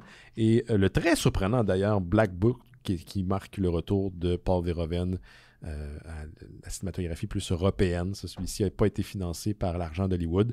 Puis ça m'a beaucoup surpris, j'ai bien aimé, fait qu'on en parle avec Rémi et Antoine. D'ailleurs, le prochain épisode de Bifurcation sera disponible cette semaine. Si vous donnez au Patreon des Mystérieux Étonnants et que vous avez aussi accès au Discord des Mystérieux Étonnants par défaut, quand vous vous abonnez à la plateforme, demandez-moi le lien et je vous l'envoie à travers Patreon. Discord, c'est comme Internet, mais sans trop du cul. C'est vraiment une belle plateforme où est-ce que les gens échangent des articles, des nouvelles. D'ailleurs, quand il y a eu les annonces concernant le showcase de Xbox qui est arrivé il y a quelques jours, les gens se sont partagés les nouvelles. C'est vraiment une belle gang. On écoute des fois de la lutte aussi sur la plateforme. Durant Halloween ou dans les temps plus frisqués, on écoute des films de temps en temps. C'est une belle communauté, c'est vraiment le fun. Moi, c'est aussi le seul média social que je consulte. J'essaie de m'éloigner le plus possible de Facebook. En dehors du travail, j'ai pas le choix avec ma job, mais c'est l'Internet comme il se devait ou qui nous était promis dans les années 90. Votre contribution fait en sorte qu'on peut produire aussi Terre Humaine, Cheese d'Or et Terre Kaiju. Et la semaine dernière, Jake nous a appris qu'il voulait faire un dernier épisode genre Giant Size, comme on l'appelle. Ouais. Donc, où il voulait inviter tous les gens qui ont participé à Terre Kaiju au fil des années. Puis je pense que ça pourrait se concrétiser cet été, peut-être faire un petit peu de pression, mais il voulait comme faire une projection dans sa cour ou la cour chez ses parents et que tout le monde participe lors d'une projection. Ça pourrait être le fun.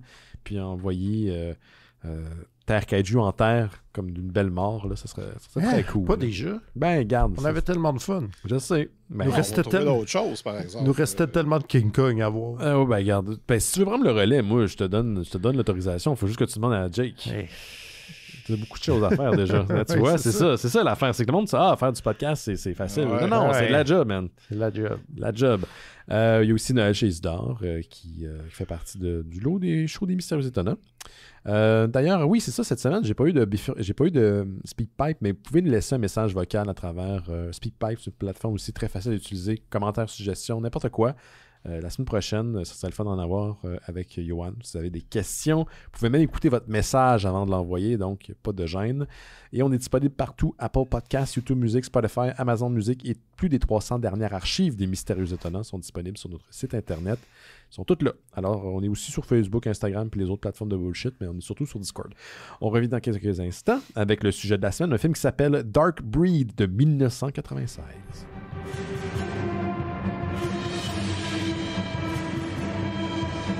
Vous écoutez Les Mystérieux Étonnants, maintenant parler du sujet de la semaine. Et cette semaine, il s'agit d'une bande dessinée. Non, il s'agit d'un film mauvais, un film douteux.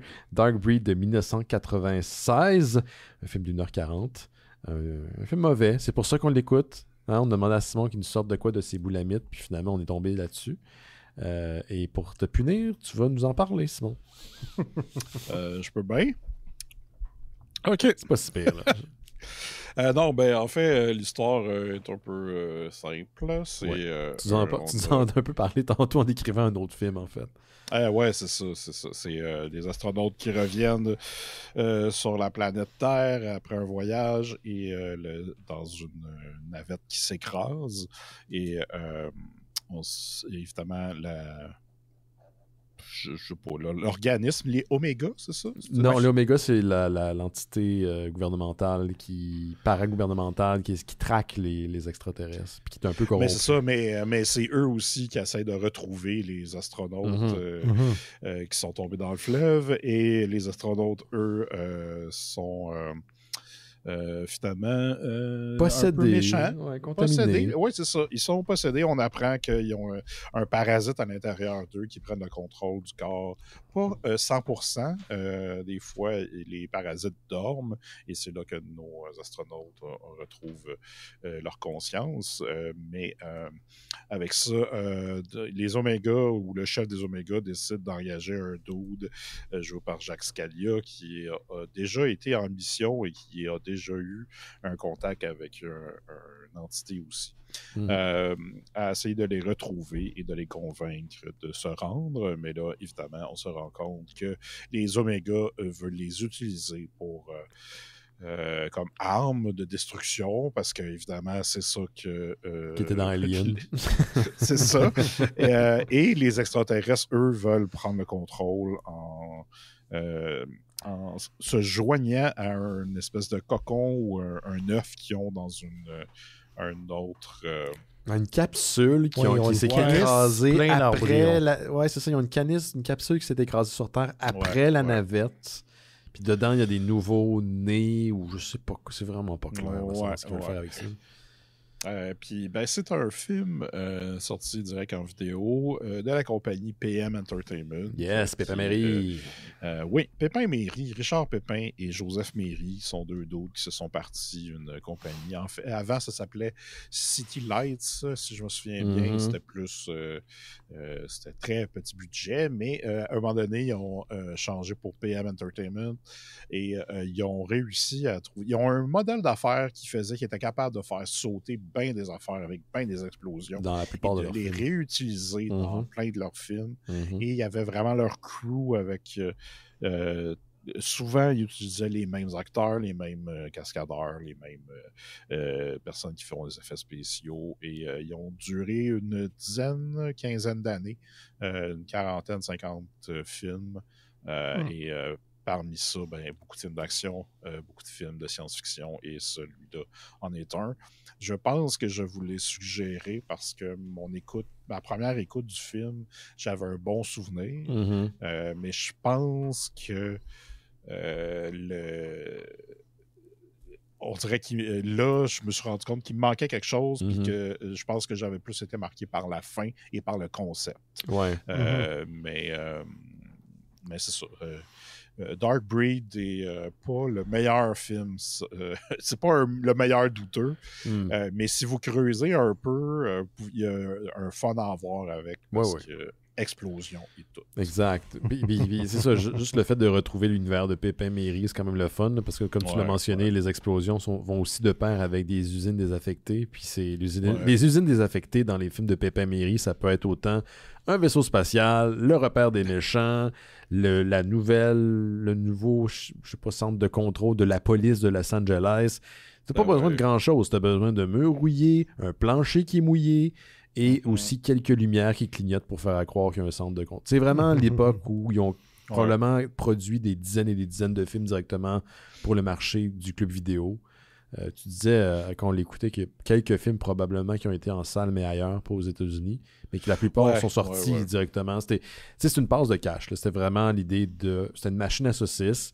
Puis on doit leur donner, ils ont trouvé le filon, puis ils l'ont fait pendant longtemps. Ils savaient comment faire. Exactement. On a parlé de général, c'est ça. Ouais. On avait-tu parlé, on avait de long et en large de Hologram Man dans le temps? Je me souviens pas. On l'a mentionné, mais je sais pas si on a parlé du film. Ouais, mais c'est cette gang-là. Un meilleur. Oui, mais c'est ça.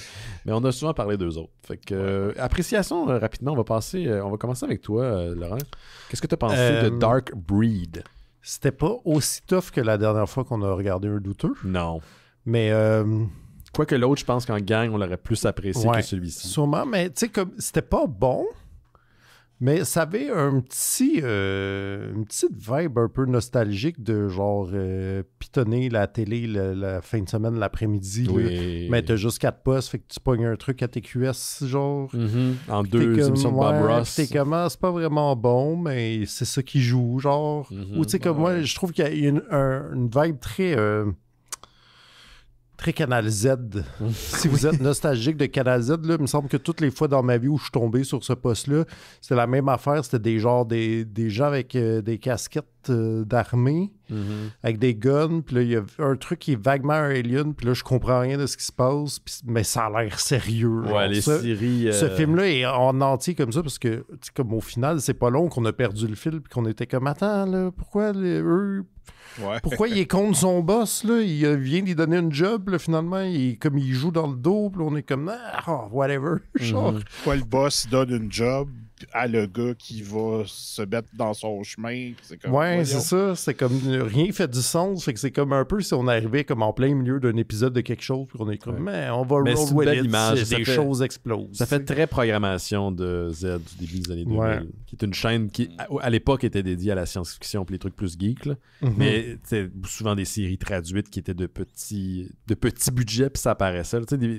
Des séries où les décors sont clairement faits en carton, puis qui ont été recyclés de d'autres productions, puis ça feel comme ça aussi dans la façon que c'est éclairé également. Ceci dit, on a quand même choisi ce film-là parce qu'on a regardé le trailer. Dans l'annonce, ce trailer nous a promis beaucoup plus de body horror nice que ce qu'on a eu, me semble.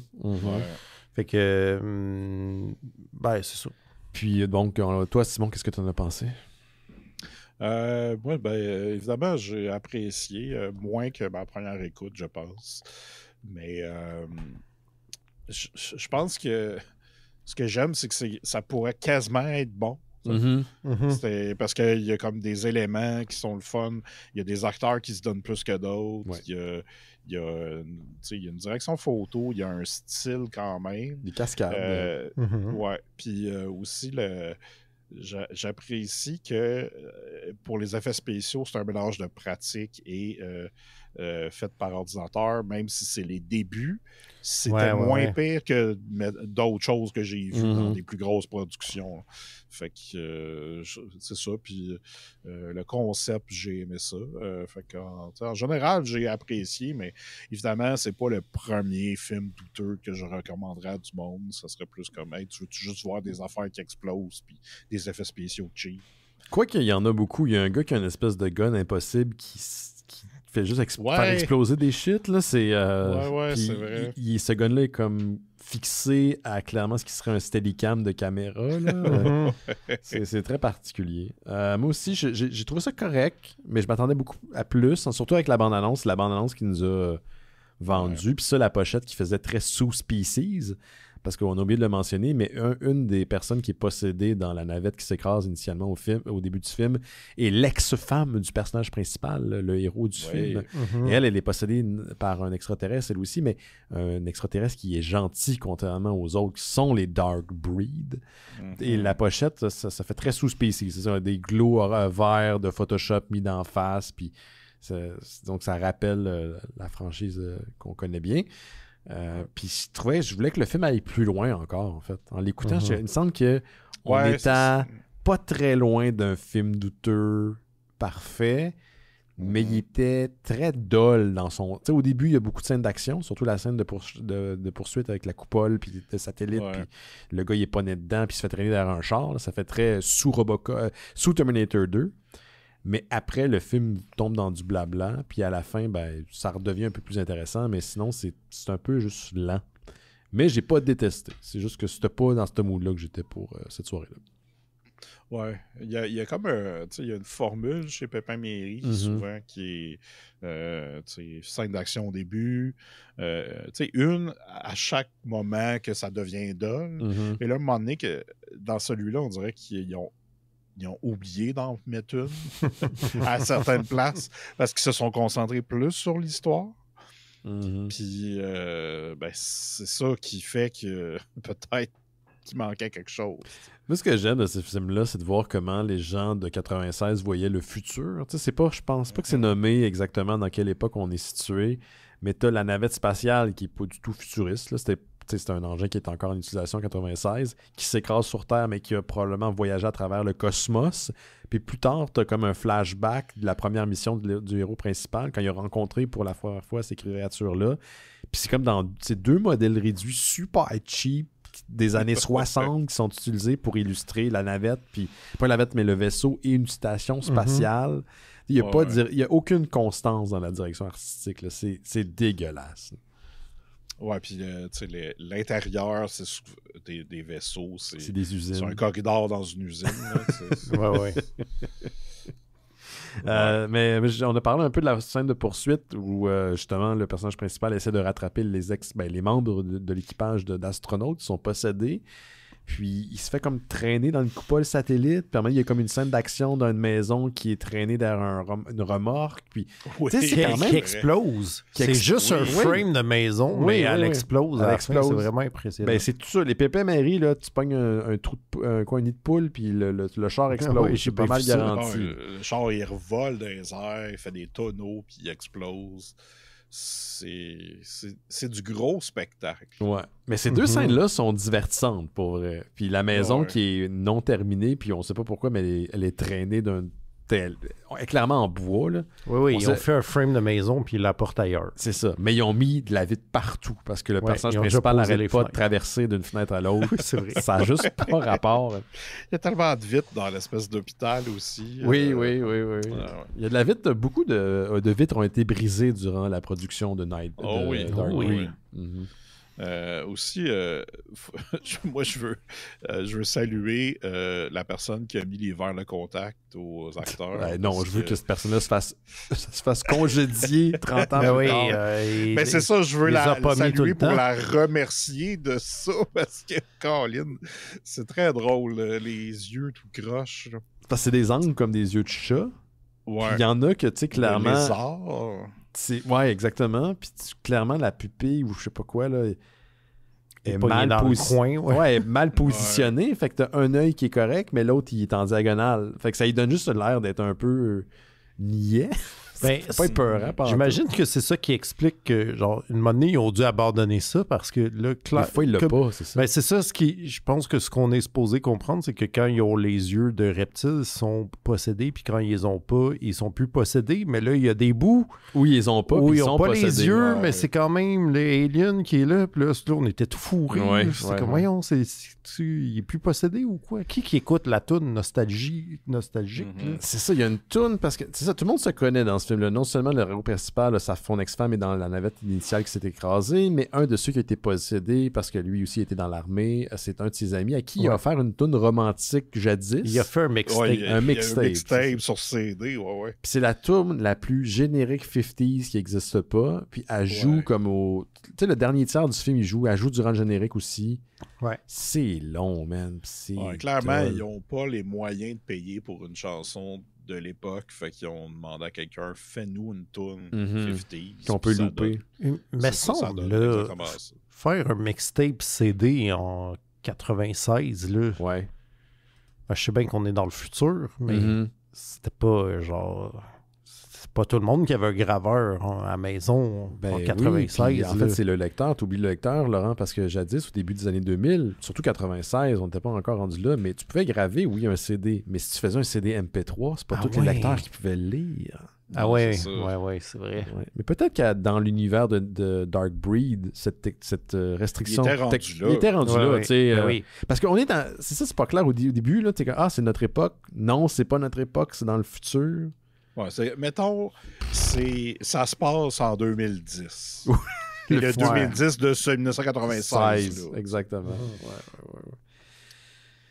Mais il n'y a rien de marquant sinon. Ah, il y a le robot. La personne en situation d'itinérance. Ben oui, parce qu'il est joué par George Buckflower, qui est le gars qui joue le hobo dans tous ses rôles. Dont Back to the Future. Mais aussi, c'est le... je sais pas si vous vous souvenez assez du film They Live.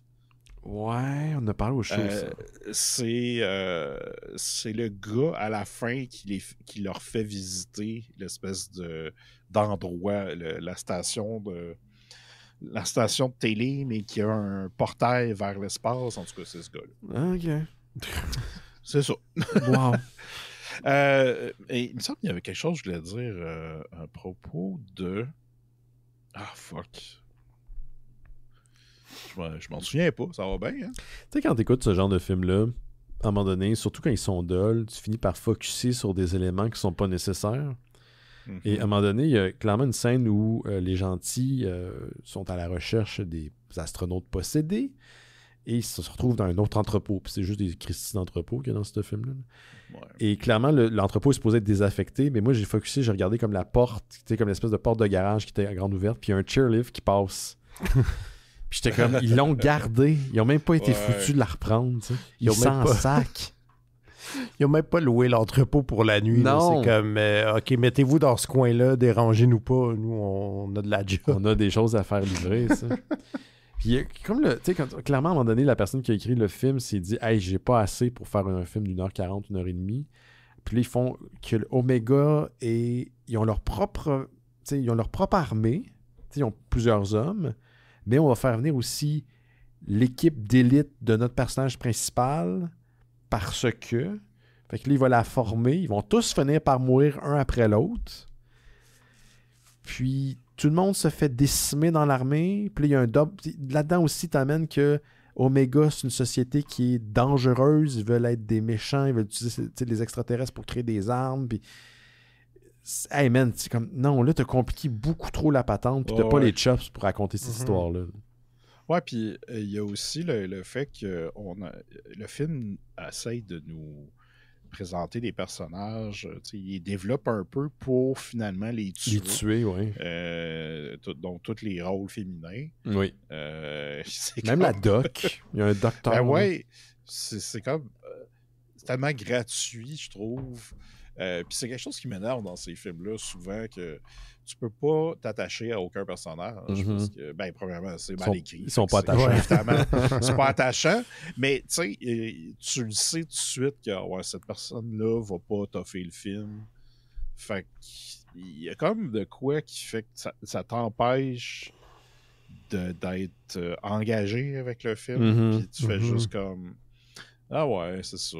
Cette personne-là meurt, whatever. Puis là, un autre meurt, whatever. Puis en plus, tu mets 2 moustachus comme sbires de méchants. Fait que là, t'es comme... lequel est lequel? Ils ont fait la même erreur avec le casting de la fille qui est dans l'escouade du personnage principal, puis la femme, sa femme à lui, son ex-femme. Ouais. Ils ont la même face. Fait qu'au point où est-ce que quand à un moment donné, une des deux arrive, je me souviens plus c'est laquelle, je dis, OK, c'est laquelle des deux qu'on est en train de voir, là? C'est-tu elle, son ex-femme? On l'a vu tantôt, son ex-femme. Ils ont le casting similaire. Clairement, le gars qui faisait le casting, là, ça, c'était clairement un dude. Il y avait un genre. Puis il a casté ces deux dames-là. Ça avait comme pas rapport. Puis, mais je dois dire un truc. Il y a tout le temps le tech guy dans ces films-là. Celui qui était dans le film Speed, dont on parlait tantôt en début d'émission. Quand il se fait exploser avec une des créatures, il y a comme une coupe dans le montage. Puis ça coupe à... la créature fixe comme en figurine avec lui de dos en figurine, puis ça explose. Ouais. Elle était magnifique, cette séquence-là. C'était du grand série B. Là. Asti que c'était beau. Puis c'est de ça que je m'attendais à voir davantage. Ouais, un petit peu plus de ça. Ouais. D'initiatives, des connes qui sont pas capables d'arriver au bout. En plus, ils nous ont introduit au petit bidule. Comment ils appelaient ça, le gluck. Le Gluck-Gluck. Mais tous les noms des extraterrestres on dirait un truc qui est écrit pour une série pour enfants. Le Zortor. Puis c'est niaiseux. C'est con. Ah, puis aussi, il faut mentionner qu'un des extraterrestres, celui qui reçoit le disque, le mixtape, Oui. c'est Jonathan Banks, qui était dans Breaking Bad, Better Call Saul et dans Community dans les dernières saisons. Puis c'est ça, lui, il a fait beaucoup de films de série B aussi dans les années 90, quelques pépins mairies. La preuve que c'est ça. Ta carrière, tu sais jamais où ça va la vie, hein, parce qu'il a fini dans Better Call Saul puis Breaking Bad. Ouais. Il a l'air d'un très depressed Bruce Willis. C'est la face qu'il a. Ouais. C'est le casting. Ouais. Qu'est-ce que tu voulais rajouter là? J'avais rien à rajouter. Je pensais que tu voulais dire de quoi? Je pensais que tu voulais interagir. Ah non, j'étais devenu rêveur. Ah ouais. C'est un peu le problème du film. Moi, je t'avouerais qu'à mi-chemin, j'ai commencé à me pincer un peu la cuisse pour me réveiller. C'est très dole. Ouais, mais c'est parce que tu te lèves trop tôt le matin aussi. Je me lève à 5h25. Ouais, mais c'est ça. Pomper de la C'est plus ça ton problème. Non. C'était juste... Pomper, tu pousses de la fonte. Ponce de la fonte, pompe de iron. Je sais pas, je fais même pas ça. Pour oublier la honte. Oui. Exactement. La honte d'être qu'est-ce qui je suis. Bon, j'ai rien d'autre à dire. J'aurais aimé ça que ça soit plus. J'ai pas trouvé ça mauvais. Tu sais, je pense que si ça aurait été, là, on est en pleine semaine, mais un petit peu alcoolisé et plus de party, ça aurait peut-être un petit peu aidé. Mais ça que très peu. Le film n'a pas vendu ce qu'il promettait. Genre. Oui, Laurent, tu entends les gens qui pensent que le corridor est leur maison. Oui. Mais on l'entend pas à la maison. J'ai rien d'autre à rajouter. Vous autres? Ah non. Ouais, c'est bon. On finit là-dessus. On s'est-tu rendu depressed à parler de ce film-là? Ça va-tu, les gars? Faut-tu qu'on affirme? Moi, ça va. Okay. C'est vous autres. Moi, ça va. Ben non, mais en plus, je suis en train de penser à genre... parce qu'on finit souvent par le recommanderiez-vous. Puis là, je vous recommande pas de le chercher. Mais si vous tombez dessus, maintenant. Mais si vous tombez dessus, je recommande de le regarder. Mais là, je suis en train de me demander dans quel monde, en 2025, ça arrive de tomber sur ce genre d'affaires. C'est là où Tubi devient ton allié. C'est vrai. Parce que Tubi, la plateforme sur laquelle tu peux juste faire comme « Ah ouais, ok, cette affaire-là. » Puis Plex aussi. Plex. Ouais, c'est vrai. C'est sûrement, j'ai pas vérifié, mais c'est sûrement trouvable là-dessus, effectivement. Bon, faites-le vous autres même, on va pas le faire. Hey, merci Simon. Merci Laurent. Merci à vous autres à la maison. Plaisir. La semaine prochaine, je suis avec Johan. On parle de Killer of Killers, le nouveau film de Predator en animé disponible sur Disney+. Faites attention à vous autres pour se voir la semaine prochaine. Ok, ciao. Bye. Bye.